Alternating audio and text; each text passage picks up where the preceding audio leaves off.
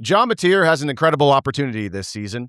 He plays quarterback for a team that may have the best defense in all of college football. That instantly makes Oklahoma a national championship contender. In the college football playoff era, 9 out of 12 national champions, including the last 5 national champions, fielded a top 10 ranked defense. The 3 national champs who did not have a top 10 ranked defense, 2020 Alabama, 2019 LSU, and 2014 Ohio State, all had top 5 ranked offenses. Now, nobody expects Oklahoma's offense to be a top 5 unit this season, but the Sooners have addressed several of their key issues during the offseason: a new running backs coach, a new tight ends coach, a total transformation of the tight end room, 2 key wide receiver additions out of the transfer portal, and they've reached fall camp with a healthy starting quarterback. But as we all know, it's not just John Mateer's healed right hand that's a key to him playing more like he did in 2024, back when he led all of college football with 44 total touchdowns. Mateer's going to have to be better at all of the little things that separate good college quarterbacks from great ones. He's got to play on time. What's the call? What's your read? Get the ball out. He's got to anticipate what's going to happen next. You see split safeties. Film study tells you that's probably cover 2. You know there's going to be a hole behind the corner and in front of the safety. That's when you hit Isaiah Satania on time and on target. And if the offense allows it, check to a play before the snap that gives you a better chance against that look that you're seeing. Now, speaking to reporters on Friday following Oklahoma's 3rd fall camp practice, Mateer said a lot of good things. His offseason has been full of film study to ID defensive looks and better understand Oklahoma's answer to those questions. Mateer spoke about finding the answers to the problem before the snap, and that how after a year under his belt at Oklahoma, he now better understands the details necessary to have more success in this Ben Arbuckle offense. And all of that sounded great, but before I get too excited about Mateer going for 40-plus touchdowns again, I'm going to have to see it for myself. That being said, it is reasonable to expect Mateer to be much better, of course. Aside from the healthy hand, being Oklahoma's quarterback for a 2nd consecutive year is a big deal. Brent Venables said this week that he thinks Mateer better understands the gravity of being the quarterback at Oklahoma. Now, you can't quantify that feeling, but it's definitely positive. John Mateer's job is hard, but it's not as hard as it could be on a different team with a worse defense. It's up to Mateer to steer the ship on offense and take advantage of the Sooners' elite ability to keep opposing teams off the scoreboard. So where does Oklahoma need to rank on offense this season to win the national championship? It depends on the ranking system. Bill Connolly's SP Plus is the crown jewel of analytics, and the lowest rated offense to win a national championship in the last 8 years is Michigan at number 12. But if you're more of a traditionalist and you like to use total offense as your gauge, that 2023 Michigan offense ranked 69th in college football. So there's your blueprint for an OU national championship in 2026. You field the best defense in college football, and John Mateer plays like J.J. McCarthy. And if you're as excited about the upcoming college football season as we are, make sure you like and subscribe to the West of Everest channel on YouTube, and make sure you follow the show on Apple Podcasts and on Spotify. I'm Lee Benson. This is West of Everest. I got to say, it feels different now that fall camp is underway, and kudos to Oklahoma for giving us a lot of players and coaches last week. I think we heard a lot of interesting things, and I've decided that I'm even more confident about the defense as we inch closer and closer to week 1. There's also been a big question mark this offseason on defense, and I'm not questioning it anymore. Plus, I heard some things about a certain secondary player that made me perk up a little bit, and I was pleasantly surprised to hear. Also, some early injury news to talk about on offense. How much does that matter right now? We'll talk about that. Plus, so much stuff. It's going to be a big meat sandwich of college football OU content coming up on the show today. So Grant, cameras were allowed out at practice on Friday for practice number 3 of fall camp. A lot of videos out there from all the different OU-related channels. Did that get your juices flowing? Yeah. I mean, it's here. The season's here. And if you're of a certain age like we are, you know that time doesn't exist anymore and it moves extremely quickly. So season's here. I mean, like, it's going to be that UTEP game on Friday night and early September is going to be here before we know it. And hey, like we're recording this on Sunday morning. Week 0 is in 20 days. We're under 3 weeks away from that week 0. And I think the week 0 lineup this year is not as good, but there is one kind of interesting sort of matchup. Does USC play in week 0? I'll be honest with you. You can check it out right now. I saw somebody tweet this week about week 0, and I hadn't even thought about week 0. I've been so focused on week 1 for OU, and it was a reminder of, oh yeah, that's right. There's going to be games a week before OU plays. Okay, so here's the relevant week 0 slate. Actually, you know what? There's like 8 games, so I'll just run through them. Just give me a little drive by your thought on each one. So it looks like the big 11 a.m. Oh, so yeah, this is the Dublin game, the one which like I know a lot of people dislike the Dublin game. I actually like it quite a bit, and a lot of people dislike that. Yeah, why? A lot of weirdos. Maybe that's like a social media bubble thing. But I think the Dublin game is terrific. It's great. I would never want OU to play in it. I don't think that would be great for everything. Although it wouldn't be that big of a deal if they played on it and then they immediately had like a bye week. That wouldn't be as bad. But anyway, so the Dublin game this year is North Carolina and TCU. Yeah. So that's a weird matchup. I'm not sure. Remember, I think that was a game that was played in Chapel Hill last year, and TCU just absolutely smoked. Yeah, that was the Bill Belichick debut, and everybody was out, and then, it was a terrible game. So that's the 11 a.m. game on ESPN. The 2 p.m. national game on NBC is San Jose State at USC. All right. I think that's enough your USC Trojans. Okay, are you sure you don't care about NC State and Virginia 2:30 on ESPN? Not a big New Mexico State and Florida State guy. You're not excited to watch Jackson Arnold's debut as UNLV starting quarterback on Fox at 9 p.m. that night? Man, there's just a lot. You don't want to watch North Dakota State's FBS debate in the Fargo Dome? Come on, man. Sure, you've sold me. You've sold me. There we go. I'm just saying. I'm in. If we were in a betting state, that'd be a great like week 0 slate. I mentioned all the practice videos that have been out there, all the different channels. OU's put out some stuff, so there's lots of content out there. I'm sure a lot of listeners and viewers have watched it. What's the best thing that you've seen so far from all the videos coming out of practice? Because there's a ton. You got to look at which service you're coming at. Some of them all have the same things, but some videos show different stuff, which I appreciate. So anything stand out to you? All right. I apologize for hijacking this bit, but this is what you asked me to just like only have like 1 or 2 things. I'm sorry. I have like 12 bullet points here. They're very, very short and quick. We're just going to rapid fire through these. And if you have any thoughts, I want to get your thoughts on it. Here we go. We're going to start at the top. These kind of start out as reasonable and then get really stupid. All right, you're ready. Here we go. My number 1 thought is, and this is not important at all, or maybe it actually is, depending on if there's any injuries on the offensive line. Deacon Schmitt is huge. He appears to be maybe ready to play right away. So there you go. Maybe some positive depth thing there. That could be back-to-back years. They got some true freshmen in there on the offensive line who are just physically ready to play right away. Said good to see Trell Harris was practicing. We'll get on that. There was maybe some heartburn early in the week about his availability, but he appeared to be practicing. Who knows if he was a full go, but he was out there doing stuff. Manny Choice is tall. Breaking news. Tall drink of water out there. These are your takeaways? Okay. Hey, okay, just keep going. Hang with me. Parker Livingston looks really good in his short shorts. It's really good. He's got those long legs. This is going to get weirder and weirder as we go.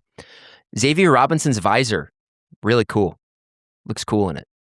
It's also nice to see him practicing because I'm not even sure how many actual practices that he's practicing in his 2.5 years at Oklahoma. So it was nice to see him out there. Cole Sullivan, really long arms. Yes. Really long arms. Also, did you have to, when you see him in those videos, does your brain immediately default to Austin Stogner? Same number and everything. They're probably like the same height. Oh. But then I'm just like, oh no, this guy can actually move. That's not Austin Stogner. Courtland Guillory, he has the most aura of any of the defensive backs. His 3/4 sleeve on only one arm is sick. He also has a cool face mask. Miguel Chavis is sporting the cutoff sleeve tank top and the backwards hat And I feel like he stands out amongst all of the other coaches in like his wardrobe choices. But he's earned the right to wear whatever he wants out there. He's been fantastic as the defensive end / edge coach. Andy Bass has massive arms, big arms on Andy Bass. That's good for him. Takeaway.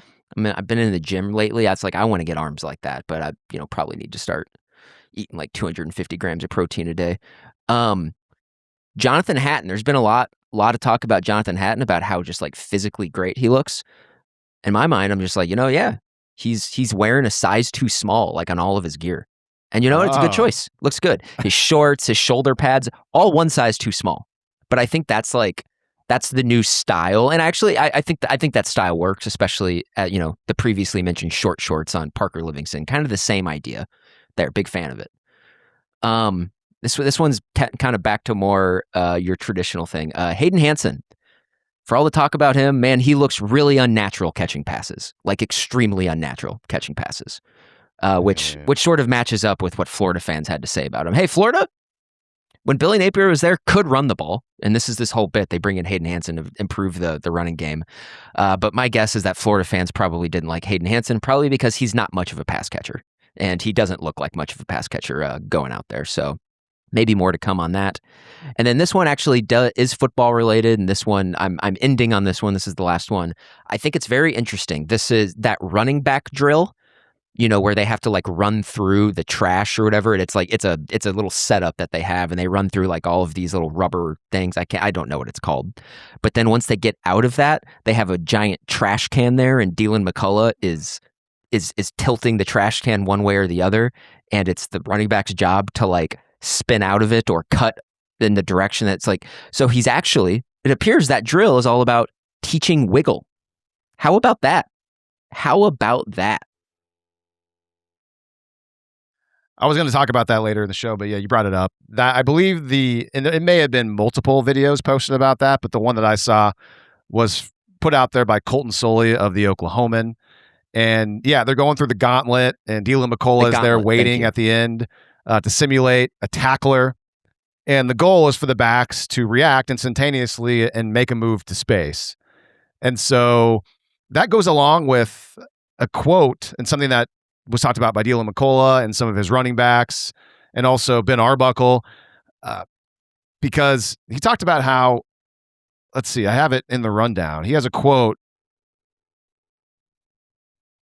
So Deland McCullough said, "I tell my guys the ultimate insult to any running back is that he gets what the play is blocking.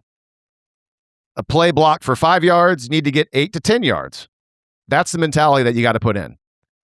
And the idea is that Deland McCullough wants his running backs to think at least 3 yards after contact. So you get hit, pick up an extra 3 yards. And it's that drill you're talking about kind of goes along with that. It's notable because the Oklahoma running back room of late has been plagued by players who are notably very poor at getting yards after contact. And if you've been watching this team for the last 3 to 4 years, you know the guys I'm talking about. And unfortunately, one of those players is still on this roster. We'll see if it continues in 2026, if he's able to play. But that's why that stuff stands out. Will more running backs at Oklahoma run to space and not be a magnet to tacklers like we've seen the last few years? Do you think when, Deland McCullough has like all of his guys in the running back room and he's talking about whatever the philosophy is of his running backs, what they want, and he says, you got to get more than what's blocked for you. Do you think Tory Blaylock felt extremely called out?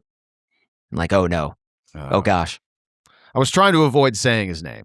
I was trying to avoid it, but I don't know. And the thing is with him, it's how much of the benefit of the doubt you're going to give Tory for fighting through injuries all of last year. I think he deserves some. And, well, we'll talk about more of the running backs later in the show because there's a potential injury issue going on with Tory Blaylock. How serious is it? We don't know yet. So we'll talk about that later in the show.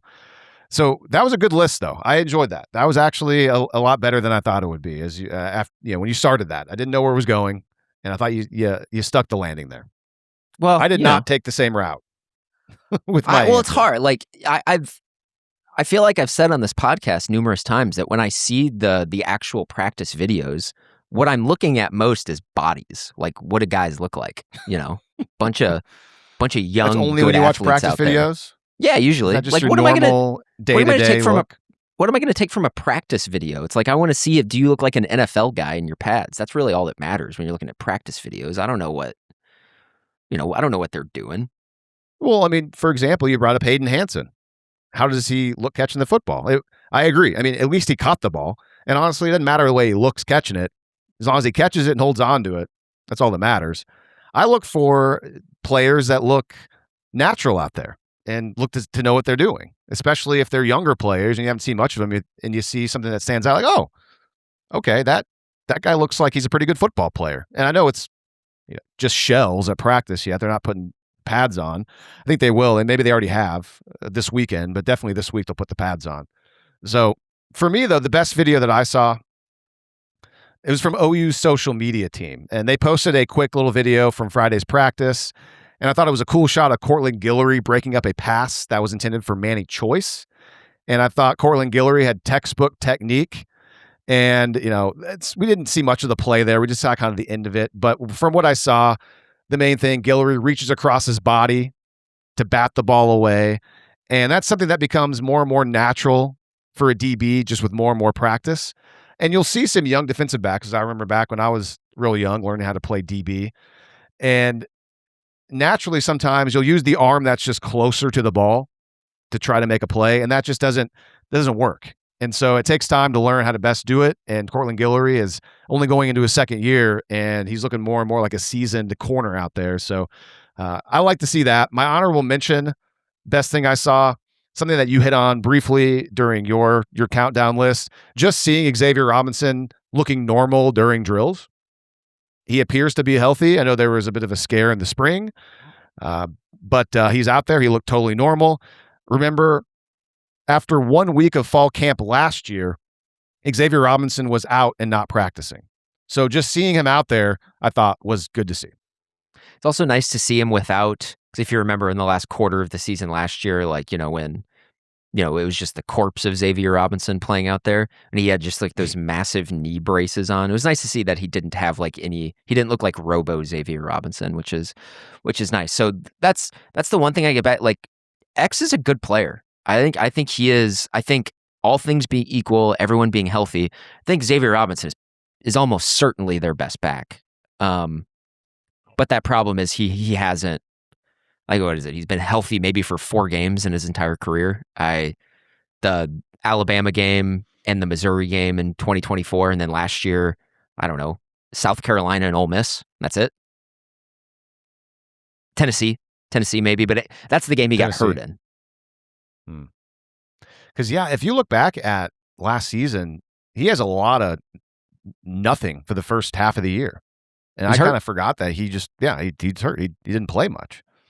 It's like Texas didn't play much early in the year. I mean, even against the bad teams. I mean, it's not like he got much run didn't play against Illinois State. Even against Kent State, I don't think he got many snaps just to kind of get him going, which I guess in those games, why would you want to risk him getting injured, against a Kent State? So we'll talk more about running backs coming up.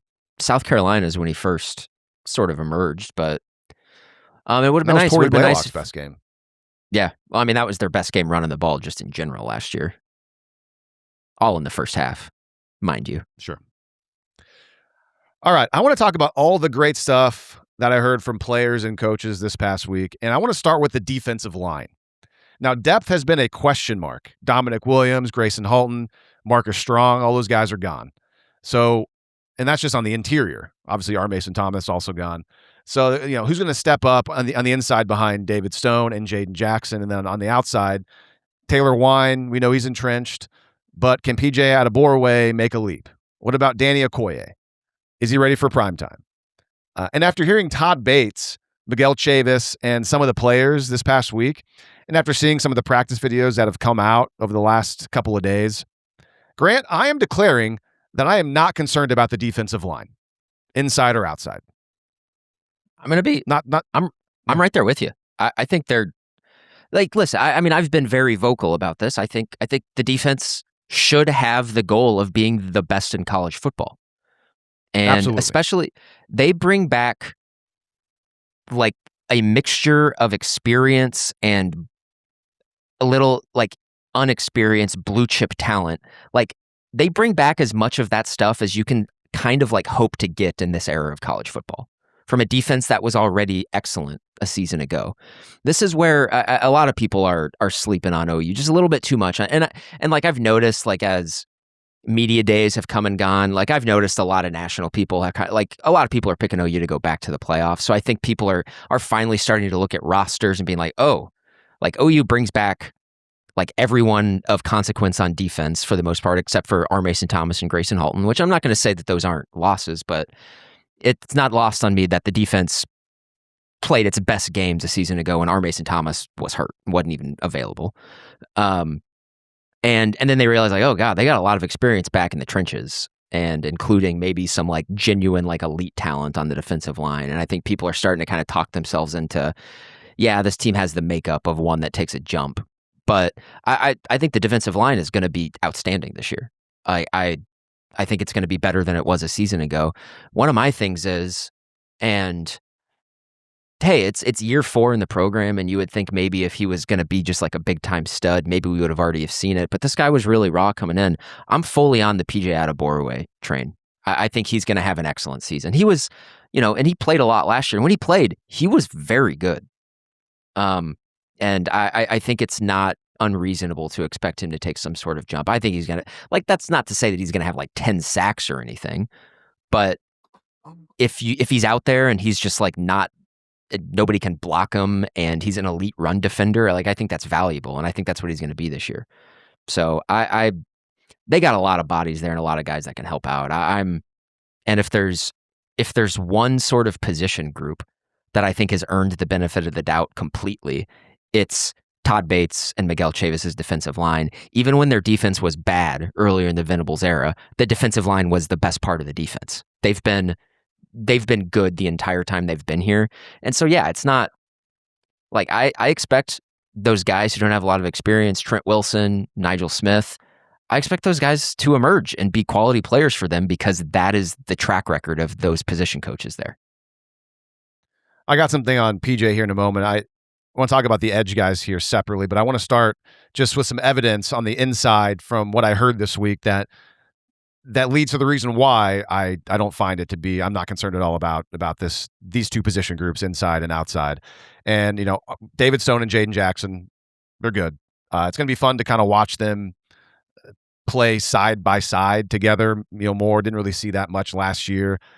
But behind those two players, I'm pretty confident about Trent Wilson becoming a really solid contributor. Todd Bates said that he's excited about Wilson.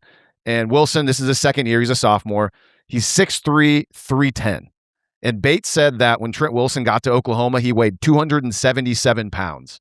So Wilson's put on 30-plus pound weight gain. And you listen to David Stone talk about the first step of Trent Wilson. It's incredible. And he's nasty at the point of attack.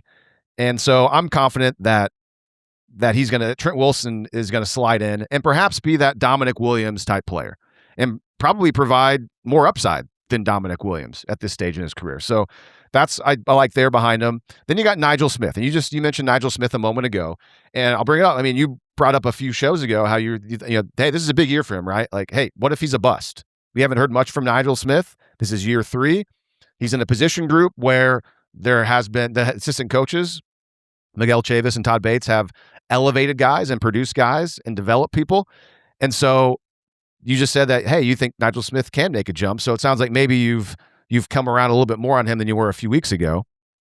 Well, I mean, people have been talking about him a lot as practice started. And I think before camp started, in my mind, I was like, well, I think people were talking about Trent Wilson last year as a guy who was playing well as a true freshman, like in practice. And so I think it was logical to expect him to make that jump and maybe be the third defensive tackle. And then they brought in Bishop Thomas from Georgia State, who is a guy who has, even before Georgia State, and he was productive last year for them, but previous to that, he'd been at 2, P4 programs, and he was a blue chip recruit. So that's a guy, and I'm just like, well, yeah, I think Bishop Thomas is probably going to be their number 4 guy because he's experienced, he's big, he's got experience at big programs. And Nigel Smith, when you're kind of doing the math, it's like, it kind of seems like maybe he's the he's the he's the odd man out, especially considering that even in the spring, a lot of people were talking about the true freshman Tank Carrington. Not a lot of people talking about Nigel Smith. So I just was kind of counting numbers, and it was like, yeah, he kind of seems like to be the odd man out. But as camp has gone on here, it kind of seems like they expect him to have a relatively large role. Yeah, and that's what I'm thinking as well. After hearing Jayden Jackson and David Stone talk about Nigel Smith coming into his junior season, Nigel 6'4", 300 pounds, so good size. Jayden Jackson inferred that he and David Stone are going to have to kind of keep it up because guys like Nigel Smith and Trent Wilson are pushing for starter reps. And David Stone said that Nigel is the fastest defensive tackle in the room. He's flying around out there. And at 300 pounds, like again, I guess he was able to hit some sort of like 18.7 mile per hour. That's what David Stone said. And, obviously these guys wear these contraptions that track everything, heart rate. So he's fast. So does that mean that Nigel Smith is somebody that can show some quick get off and shoot gaps like a Grayson Halton used to do? That's kind of what I think of when I hear that. And then you get to Kenny Ozuwalu, and he's a guy with position flexibility. I tend to think that he'll likely line up more on the edge, but you hear Todd Bates talk about him. Kenny sounds like he could be a natural replacement for a player like Grayson Halton. And even though Halton's a little bit bigger, but Todd Bates actually this past week referenced Grayson Halton and Jonah Laulu when talking about Kenny O. That tells me that that's the type of role that Todd Bates sees for Kenny O whenever he plays inside. And lastly, a name that you mentioned a moment ago, Tank Carrington, he's in there. Freshman. David Stone said that a ton of good things about Carrington. Said that Carrington's going to be special one day. And that's not even mentioning, you mentioned him, but I haven't mentioned Bishop Thomas yet on the inside. So all of those names put together and listening to the coaches and the players, I'm not concerned about the depth on the inside part of the defensive line this year. And you never know how injuries are going to shake out and everything. I did want to bring up Jayden Jackson before I move on to Kenny O, but because a lot of the talk over the last week or so has been, hey, Jayden Jackson's actually like fully healthy. And I know, Venables in one of his press conferences last week was talking about how last year Jayden Jackson was like more banged up than people even realize. I specifically remember from his freshman year 2 years ago, him being banged up the entire season also, like having a shoulder thing. And I think it was a shoulder thing last year too. So I think he was dealing with the same stuff. So I'm wondering, and so on one end, you're like, well, I think it's kind of safe to assume that Jayden Jackson, he will play through being banged up. So like that, I'm not necessarily concerned of, but he does seem like he is injury prone. Right now, the word is that he's as healthy as he's ever been. So I just want to bring up, what if he does stay fully within like an acceptable health range the entire season? Have we seen a gear from Jayden Jackson that we can't even imagine at this point in time if he's fully healthy? Because like I would guess, playing through a shoulder injury as an interior defensive lineman, like that actually is a very big deal. So I think that's interesting. And then with a guy like Kenny Ozuwalu, I do know like from some of the media that was at those practices, the one that was on Friday, I think people had mentioned that Ozuwalu was exclusively with the defensive ends. And so I know in the spring, I think he was cross-training a little bit. He was inside and outside, but I could easily see, because, Ozuwalu is like 275, 280. He's a big defensive end, but I could easily see him being part of, a passing downs rushing situation where he's rushing from the inside for sure. Cause that's what he did at UTSA. Jayden Jackson, I'm looking at some articles. This past season, he had a foot problem. He had a foot issue that he was dealing with, which I forgot what it was. I just know he's been banged up. But you don't worry about Jayden Jackson because he plays through stuff. And I know he missed some time. And there are some games he only played a handful of snaps. But to your point, if he can stay healthy, it's tough though. And you're in the trenches, obviously, man. You're getting just so much force, so much contact every single play. It helps that there's so much depth. And Brent Venables doesn't play his guys 60, 70 snaps a game. So Jayden Jackson there. And you mentioned, as far as Kenny O, I was watching some of the tape from practice when they were doing sled drills. To me, and maybe there was videos where it was just each position group split up, and I'm sure that happens. But what I saw was everybody together, Chavis's group and Bates's group. And when they were doing sled drills, the individual sled drills, the rotation, it was Taylor Wine, David Stone, Jayden Jackson, PJ, Trent Wilson, Nigel, and then Shield Knight. And then the video cut off. I didn't see who was after that. So I didn't even, Kenny O wasn't even in that. I mean, I'm sure he was in there somewhere, but just wanted to bring that up. That was something that I saw from the video as well. And let's see, Nigel Smith talked about that. Oh, I did, before I move on to the outside, the edge players, listening to Brent Venables last week, though, after I just got done talking about how I'm not concerned with the depth and not concerned with the defensive line, Brent Venables downplayed the strength of the interior part of his defensive line. He said that he thinks that the group, they did well over the offseason with strength gains, but hey, he's going to need to see them perform in fall camp and into the season. He said he made sure to remind everybody that David Stone has yet to start a college football game in his career. So he pointed to that and said that people are quick to say all these great things about David Stone, but Venables also said that this is a game of doing things and longevity. It's about consistency, and that's the challenge. And so the way that Venables is handling that, I love it. He knows that these guys are really good. David Stone, Jayden Jackson. He's seen so many excellent players in his career, and he knows what good is. He knows what bad is. He knows what great is. And I appreciate that his words on the defensive line is just like, hey, I'm not seeing a whole lot of evidence yet that they can be great. So he's out there trying to continue to challenge these guys going into the season.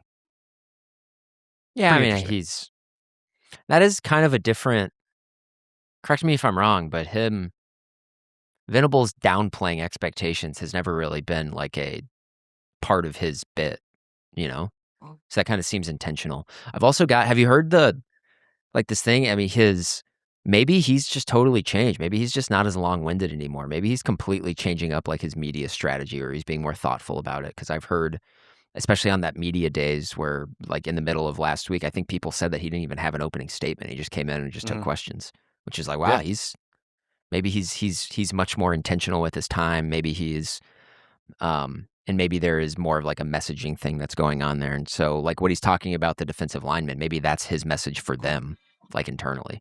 It's like, hey guys, you gotta show this, which is, I mean, everybody, like that's how you get the best out of your best players. I don't think, like I can't, like Nick Saban, probably wouldn't get up on, the mic and just ball wash all of his players, even though he knew he had 10 first-round picks on his team.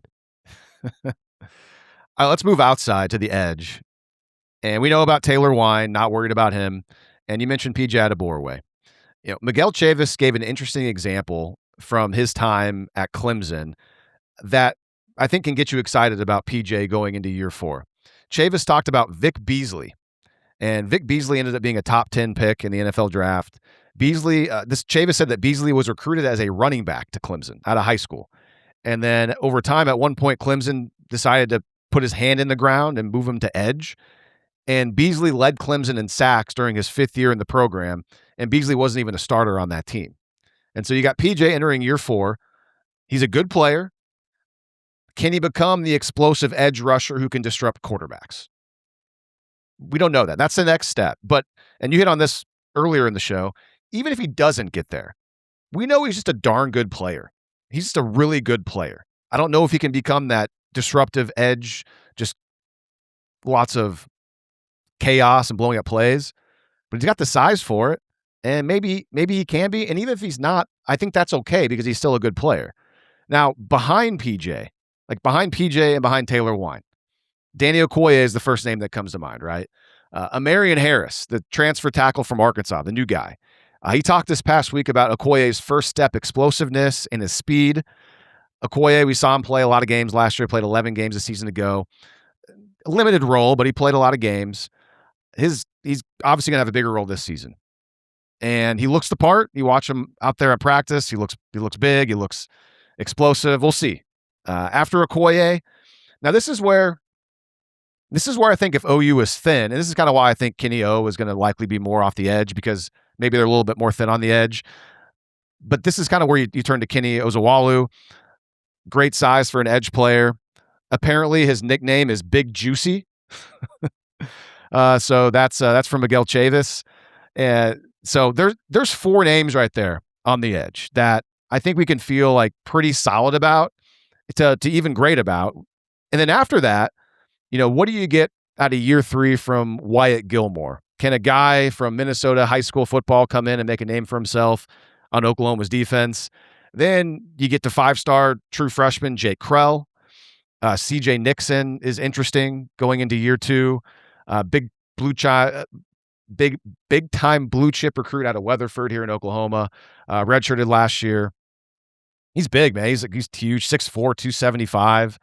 So you throw it all together, and just like the interior part of the line, I'm not concerned at all with the edge players.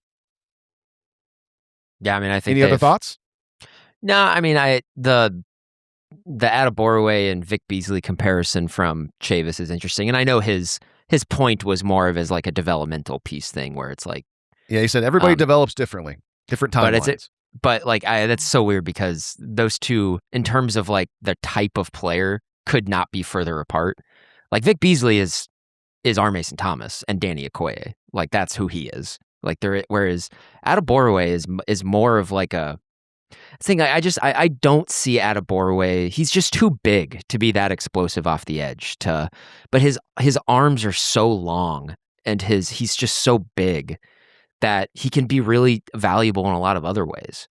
And so, in terms of like pass rushing pedigree for the edge, like that's going to be mostly Taylor Wine and Danny Okoye this year. And I think Adebawore is going to give them a very, very high upside baseline of this guy. When this guy is in the game, the other team is just not going to be able to run to the outside of the side of the field that he's on. Just not at all, completely. Let's shift to the secondary. And another thing that I noticed that was interesting this week, and it's somewhat small, but I do think it's notable. Now, Peyton Bowen said that he's seen Michael Boganowski become more technical during the offseason. He's not just headhunting out there. Bowen has seen Michael Boganowski progress to making plays in the air, not going for the hit, and going for the interception. And this is, Boganowski is the guy in the secondary where I've had a lot of questions about because of what Peyton Bowen just said. You watch on tape. He has no problem coming up and playing in the box and making big hits, but he has been very questionable doing what safeties are mostly supposed to do, and that's prevent people from getting behind them and preventing big plays in the passing game. And if Boganowski truly is making this adjustment, he's going to be a really good safety for Oklahoma. Again, we know he can play in the box. We know he can make tackles in the run game, in run support. He's like an extra linebacker out there. Played that in high school. He's comfortable doing all of that. But what he's struggled with, again, is the back-end safety responsibilities. And so the coaching staff and his teammates noticing that as well, like Peyton Bowen clearly notices that. So if Peyton Bowen is acknowledging, hey, like Michael Boganowski is playing more technically sound. And plus Boganowski said last week that he's been watching more tape. He's been looking for patterns on offenses and trying to improve his anticipation for what's coming next. So I think all this to say Boganowski is focusing on the right stuff here in the offseason. And so now let's see him do it on the field. That's the question mark. Can he? We'll see. I expect Boganowski to be a pretty good player for them this year. I think he's in his third year of a really good defensive program. And he's already played a lot in his first 2 years. And so that progression is there. Are we still going to see him maybe have some lapses in the back end and pass? I think so, probably. But over the course of the season, you hope that just gets smaller and smaller. We already know the guy can tackle. He can come up and defend the run in the box. I think he's going to continue to be good at that. But yeah, if he can get better tracking the ball in the air, understanding his assignment so guys don't get behind him, that would be awesome. But yeah, all of this stuff is it just goes to say what I said earlier. This is an experienced defense. They got a lot of guys back from what was a top 5 defense in the country a season ago. That's invaluable. I mean, the only other 2 defenses that can say that really coming into this year are Oregon and Notre Dame. And those are in my mind, those are the 2 favorites to win the national title. So they were really good last year. They got a lot of good players coming back. So all of these things that you're hearing from the players, it's like, yeah, I would hope Boganowski is more technical. Is his third year as a player. He's been around a lot longer. He's got experience. I'm always happy to hear that at least players and coaches are focusing on the things that we know are problems, because you can't fix a problem unless you actually know what the problem is. So it's relatively a small thing, but at least it's very clear that that's been identified as Boganowski's weakness. And so hopefully, that will improve as the year goes on. I did want to mention, did you have something? Oh, I was going to say, you could also, I'm just amending it. You could throw Georgia into that thing. They got a lot of guys back on defense, but their defense was not as good as it has been. They weren't. They didn't create a lot of havoc last year. I mean, they were good. They were pretty good in the back half of the season, but then they went up against Ole Miss and they got shredded. So it's, I mean, it just goes to show you, good offenses pretty much always beat good defenses. I wanted to mention the Oklahoma Breakdown podcast, and if any of you have listened to that recently, one of their episodes, the guys talked about X factors on offense and defense, and I thought Gabe correctly picked Michael Boganowski as Oklahoma's defensive X factor. Because I think if Boganowski is a great player this year at safety, Oklahoma's going to have the best defense in college football. I mean, the secondary has been the weak point on defense for Oklahoma the past 2 seasons. And given the amount of, and that's relative. I mean, the secondary has been a lot better than it was during the Lincoln Riley era. But here's the nuance. Given the amount of havoc and how good the front seven has been for Oklahoma the last couple of years, there's not enough PBUs, not enough interceptions, not enough havoc plays coming out of the secondary, because whenever the front seven, the defensive line and linebackers play that well and put that much pressure on quarterbacks, it's got to make the secondary's job even easier, because the ball comes out quicker and you should be able to anticipate things better. So the secondary has not done as much as it should be doing, given how good Oklahoma's front seven have been playing. Peyton Bowen right now, according to John Mateer, Peyton Bowen's been given Mateer fits in camp already. Bowen's a seasoned player. He's a good center fielder. If Boganowski can also be a terrific guy in the back end who can take advantage of mistakes, again, I think Oklahoma's defense will be the best in college football. If their secondary can be just as good, obviously, as the front seven has been playing, that will be the best defense in college football. But that is, historically, the secondary has been the weak point for Brent Venables and his defenses over the years. It doesn't mean that the secondary is always bad. It's just the secondary is not as good as other secondaries in the country, tend to give up some big plays. And given how good they are in the front part of the defense, you would think the secondaries would be better. Curious how much Lamar Morgan coming in at corner can, I mean, Jay Valai did a really nice job at cornerbacks coach. Can Lamar Morgan, I don't know, keep it going or make it even better? We like the corners. We'll talk about the corners here in a second. I will say all these positive things. I did want to point out that OU Insider, that outlet, they posted a lengthy video from practice, and it wasn't the best look for Michael Boganowski. The safeties were doing ball drills, which is one of the most fun parts about practice as a defensive back, because you actually get to go out there and make plays on the ball.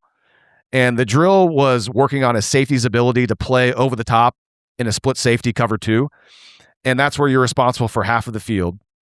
And Brandon Hall, the safeties coach, he was out there. He had the guys sinking and getting deep, moving towards the hash to cover the post. But then the drill was that the ball would then be fired towards the sidelines in that open spot in cover 2 behind the corner in front of the safety.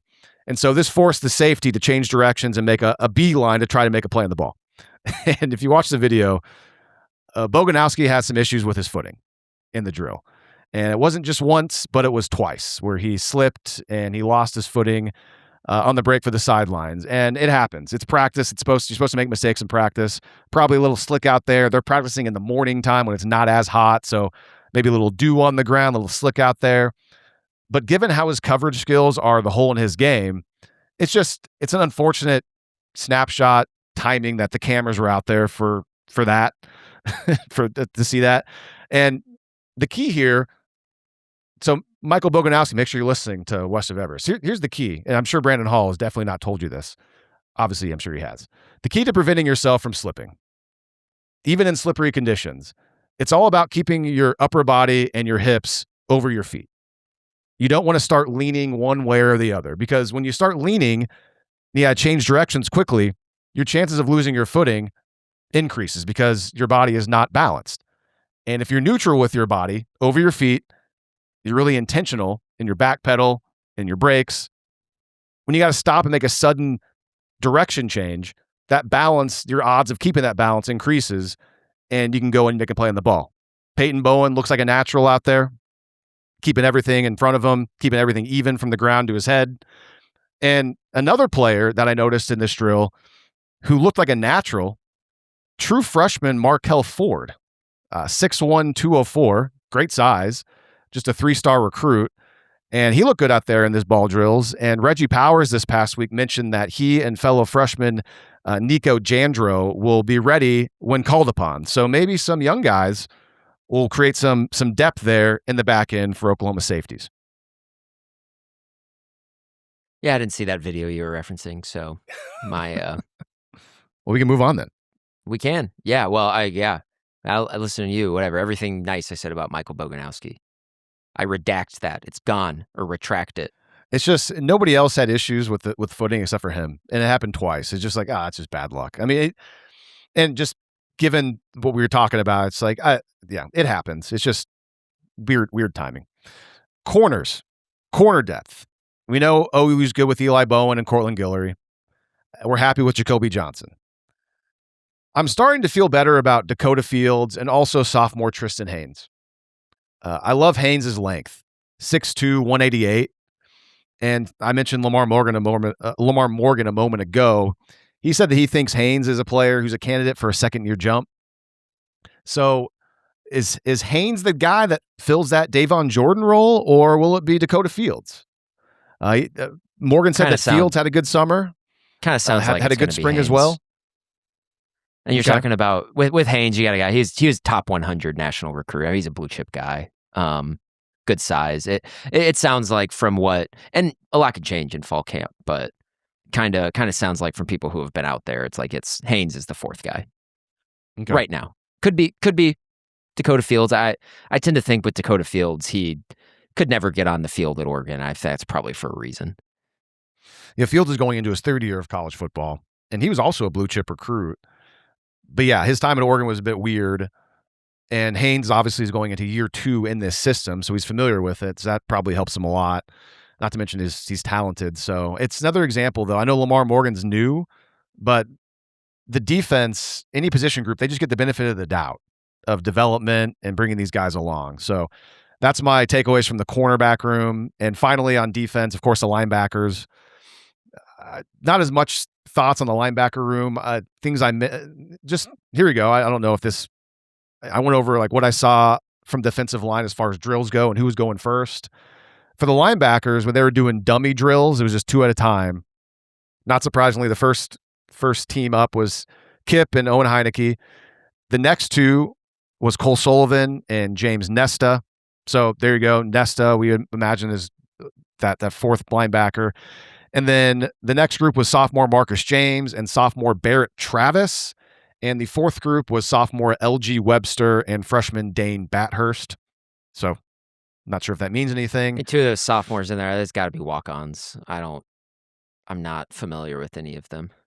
Bathurst, yeah. I am. I do know. I think maybe they had some other true freshmen who were part of this recruiting class who maybe went down with some serious injuries during the summer. So I think they're actually linebacker is their top guys appear to all be fully healthy, but their depth has taken a huge hit. With Taylor Heim out for the season, got hurt during the spring, or presumed out for the season. So we'll see. I mean, those I think they're top 3 linebackers. Those are great. I mean, everyone knows my feelings about Kip Lewis. The guy is absolutely terrific. And then we know Heinecke's a playmaker, and then Cole Sullivan, they went out and they fought for him in the portal for a reason. So we'll see. But that seems to be right now like the position on defense where it might be pretty tough to sustain some injuries. Yeah, that's true. I think you feel, and even though we don't know much about Nesta as far as seeing him in actual games, I think it's, again, give the defensive coaches the benefit of the doubt. I would imagine that his development's pretty good, and he can be a player that, if put into spot duty this year for some reason, you would imagine he'd be able to do a pretty good job. Now, is Nesta somebody who, if he was forced into a starting role long term, could he be as good as those top three? Who knows? But I will mention that Nate Dreiling, he talked last week. He talked about how this is not surprising, but it's notable. Speaking of depth and how it's an issue, having Kip Lewis and Owen Heinecke out there, Dreiling said it's like having two coaches on the field, basically. So, Heinecke coming back was obviously huge.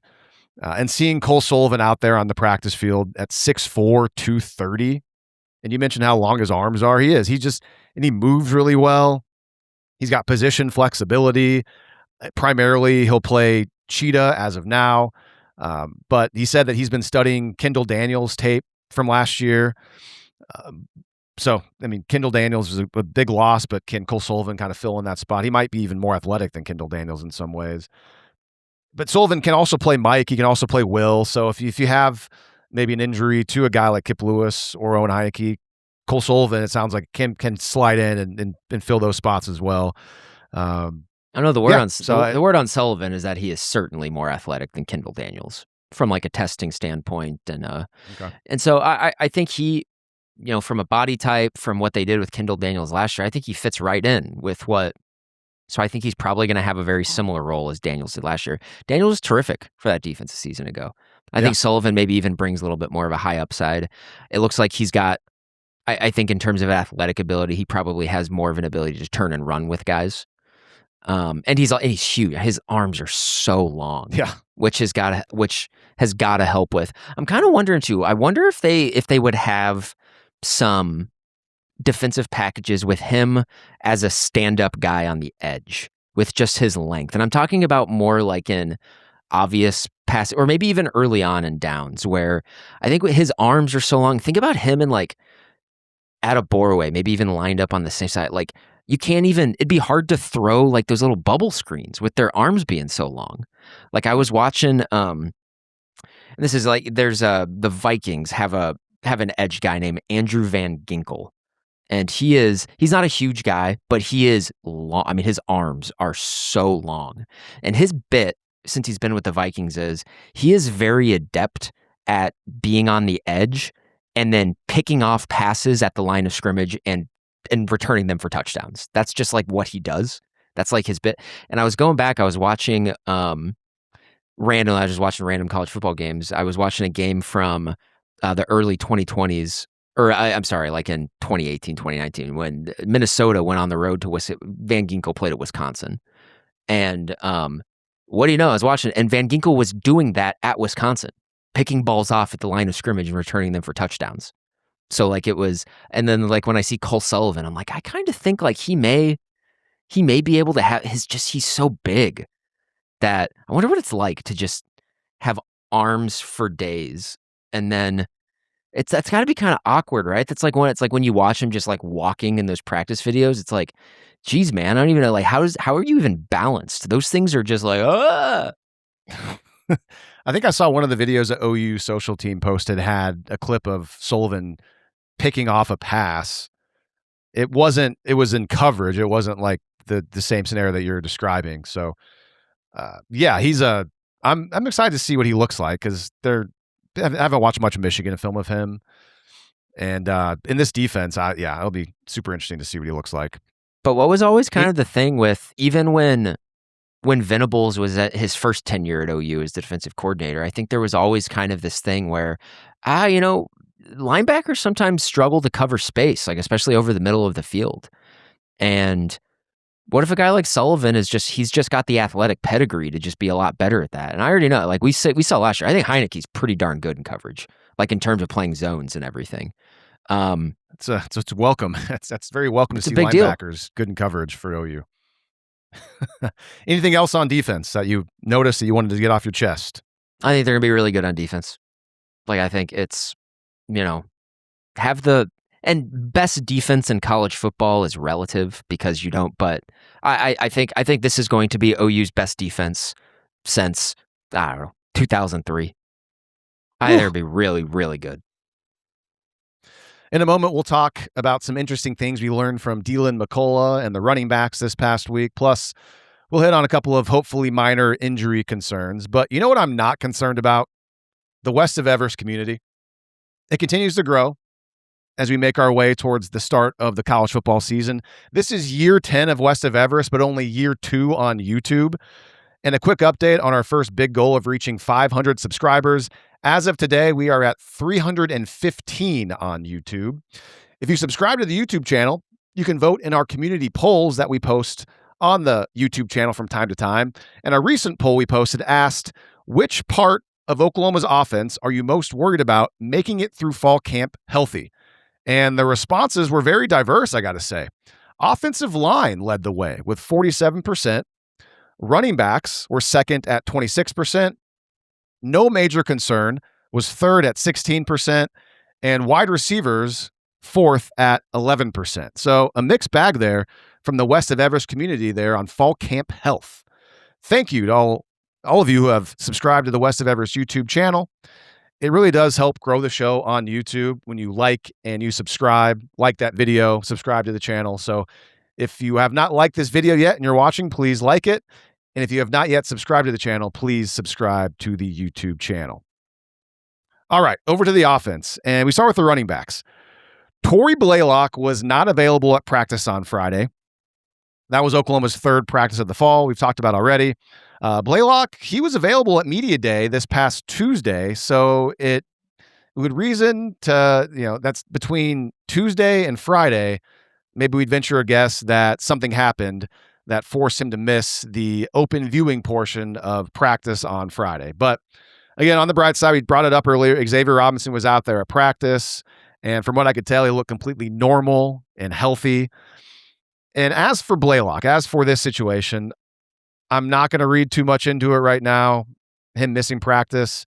Let's see what we learn this upcoming week. If Blaylock is still not, reported back to practice by this time a week from now, that would mean that he had missed at least 7 practices. So at that point, I'd be interested to kind of learn more of a timeline for his return. So what do you think about the Blaylock situation, Grant? I don't know. I mean, it sounds like he's of the running back room. It sounds like he's the one who's not healthy right now. So, it'd be better if he was healthy, obviously. But my thoughts on it, I think his their 4th or 5th best running back is hurt. So it's not something that I'm overly concerned about. Yeah, we'll see. And we talked about earlier in the show about the Deland McCullough quote about 3 yards after contact. McCullough also said that this past week that if the game was tomorrow, that Lloyd Avant would be RB1 for OU. And in fact, when you watch at practice, see the videos of all the drills, this is the order that they were going through drills, the running backs. Avant was number 1, then Robinson, then Andy Bass, then Gabe Sawchuk, and then Jonathan Hatton was number 5. And Devin Walker, I believe, was 6 as well. So Lloyd Avant, a player that I went back and revisited, right when the year turned to 2026 in January. You and I, we went over and the portal closed. We went over, hey, here are the most important guys Oklahoma got out of the portal and the degree to which they're important. And I had Lloyd Avant a little bit lower on my list than you did. And the reason for that, I went back and watched our podcast, listened to it, was because I was uncertain of how Avant would be utilized because DeMarco Murray was the running backs coach. And, now obviously things have changed. DeMarco Murray's gone. And so who knows if DeMarco Murray was still here, and he was being interviewed on media days, would DeMarco Murray have said the same thing as Deland McCullough about Lloyd Avant? It's impossible to know. You had Avant a little bit higher up there because watching some of his tape at Colorado State, he looked pretty good, looked solid. And I got to say, watching Lloyd Avant in the spring game and then seeing him doing the drills at fall camp, he looks just really smooth out there, real smooth and natural. It's not full speed or anything like that. They're not in full pads, but he just looks like a guy that can see it well. And coming into a group in a room with Deland McCullough coaching him and not DeMarco Murray, it gives you more confidence that Lloyd Avant can continue to improve and potentially be, I don't know if he's going to be the number 1 guy, because I think you're right, Xavier Robinson is really good when he's healthy. But, I mean, Lloyd Avant could be a really solid contributor. And these days, you got to have at least 2 running backs, if not 3.